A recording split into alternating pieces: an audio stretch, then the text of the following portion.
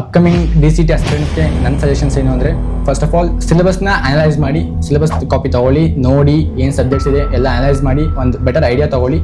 Second important thing is time management ಹಾಗೆ consistency. First preparation ಆದಷ್ಟು ಬೇಗ ಸ್ಟಾರ್ಟ್ ಮಾಡಿ, ಹಾಗೆ ಆ ಪ್ರಿಪ್ರೇಷನ್ ಬೇಸ್ಡ್ ಆಗಿ ಒಂದು ಟೈಮ್ ಟೇಬಲ್ ಮಾಡೋದಾಗಲಿ ಅಥವಾ ಶೆಡ್ಯೂಲ್ ಮಾಡೋದಾಗಲಿ, ಆ ಶೆಡ್ಯೂಲ್ನ ಕನ್ಸಿಸ್ಟೆಂಟ್ ಆಗಿ ವರ್ಕ್ ಮಾಡ್ತಾ ಹೋಗೋದು, ಇದೊಂದು ಇಂಪಾರ್ಟೆಂಟ್ ಆಗುತ್ತೆ. ಇನ್ನೊಂದು ನೋಟ್ಸ್ ಮಾಡೋದು, ಯಾವುದೋ ಒಂದು ಕ್ಲಾಸ್ ಮುಗಿದ್ಮೇಲೆ ಅಥವಾ ಒಂದು ಚಾಪ್ಟರ್ನ ಕಂಪ್ಲೀಟ್ ಮಾಡಾದ್ಮೇಲೆ ನಿಮ್ಮ ಓನ್ ವರ್ಡ್ಸಲ್ಲಿ ನಿಮ್ಮ ಅಂಡರ್ಸ್ಟ್ಯಾಂಡಿಂಗ್ ಬೇಸ್ಡ್ ಆಗಿ ನೋಟ್ಸ್ ಪ್ರಿಪೇರ್ ಮಾಡಿ. ಇದು ಯಾವಾಗ ಹೆಲ್ಪ್ ಆಗುತ್ತೆ ಅಂದರೆ, ಒಂದು ನೋಟ್ಸ್ ಮಾಡಬೇಕಾದ್ರೆ ನಿಮ್ಗೆ ಬೆಟರ್ ಅಂಡರ್ಸ್ಟ್ಯಾಂಡ್ ಆಗುತ್ತೆ, ಹಾಗೆ ಇನ್ನೊಂದು ಎಕ್ಸಾಮ್ ಟೈಮಲ್ಲಿ ರಿವಿಷನ್ಗೆ ಲೈಕ್ ತುಂಬ ಹೆಲ್ಪ್ ಆಗುತ್ತೆ ಇದು. ನೀವು ಬಿಕಾಸ್ ನಿಮ್ಮ ಓನ್ ನೋಟ್ಸ್ ನೀವು ಬರ್ದಿರ್ತೀರ, ಸೊ ಬೇಗ ಅರ್ಥ ಆಗುತ್ತೆ. ಇನ್ನೊಂದು mock test, maximum number of mock ಟೆಸ್ಟ್ನ ಅಟೆಂಡ್ ಮಾಡಿ. ಇದರಿಂದ ಮೊದಲೇ ಒಂದು ಎಕ್ಸ್ಪೀರಿಯನ್ಸ್ ಸಿಗ್ತಾಗಿರುತ್ತೆ, DCT ಎಕ್ಸಾಮ್ ಹೇಗಿರುತ್ತೆ ಅಂತ ಒಂದು ಪ್ರೆಷರ್ ಹ್ಯಾಂಡಲ್ ಮಾಡುವಂಥ ಒಂದು ಐಡಿಯಾ ಸಿಗುತ್ತೆ. And this is helpful.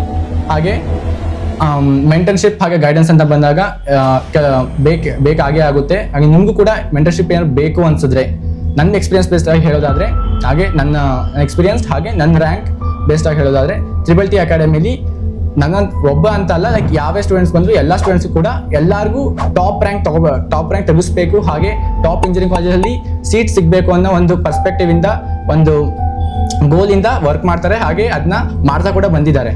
So ನೀವೇನಾದರೂ ಅಕಾಡೆಮಿಕ್ ಜಾಯ್ನ್ ಆಗಬೇಕು ಅಂತ ಇದ್ದರೆ, you can visit here and just ask like me get a demo class and ನೀವೊಂದು ಲೈವ್ ಆಗಿ ಎಕ್ಸ್ಪೀರಿಯನ್ಸ್ ಮಾಡಿ, ನೀವೇ ನೋಡಿ ಯು ಕ್ಯಾನ್ ಚೂಸ್ ಇಟ್ ಅಂತ ಹೇಳೋಕ್ಕೆ ಇಷ್ಟಪಡ್ತೀನಿ.